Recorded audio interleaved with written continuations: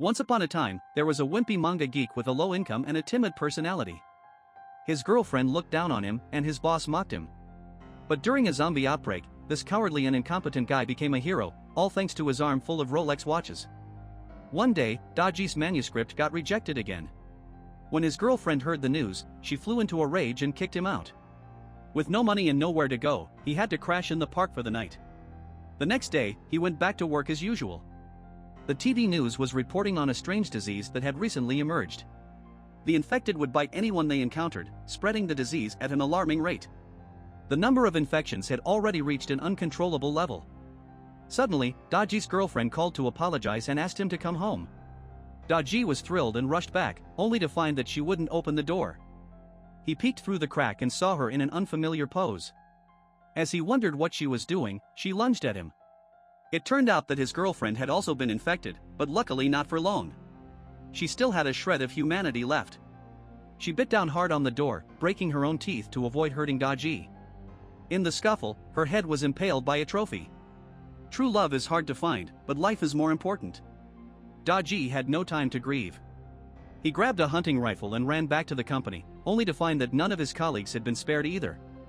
Dazhi ran out into the street, where the entire city was already engulfed by the zombie virus. The streets were in chaos, but the zombies were quite interesting. Many of them retained their habits from when they were alive. For example, a bespectacled man was still making sales calls to hit his targets. Dazhi and a schoolgirl hopped into a taxi to escape. There was also an uncle and the driver in the car. As they drove, the uncle said, "If you're gonna turn, just turn," and bit the driver.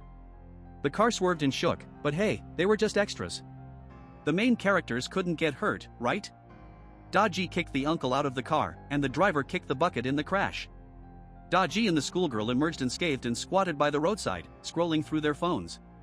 The news said that the government was powerless to save everyone, so if you wanted to live, you had to rely on yourself. Pro tip, the virus can't survive in low temperatures, so head to Mount Fuji. And so, the two set off for Mount Fuji. Spending time alone with a cute girl was wonderful. The schoolgirl was gentle and kind, and she spoke softly, completely unlike Dazhi's girlfriend at home. She even took out her earphones and invited Dazhi to listen to music with her, leaning on his shoulder and falling asleep without any guard up.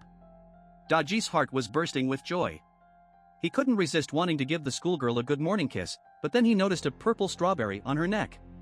The situation scared the daylights out of Dazhi, and he immediately pulled out his hunting rifle and pointed it at the schoolgirl. She said she had been bitten 2 days ago by a baby. If Dazhi didn't feel safe, he could just shoot her.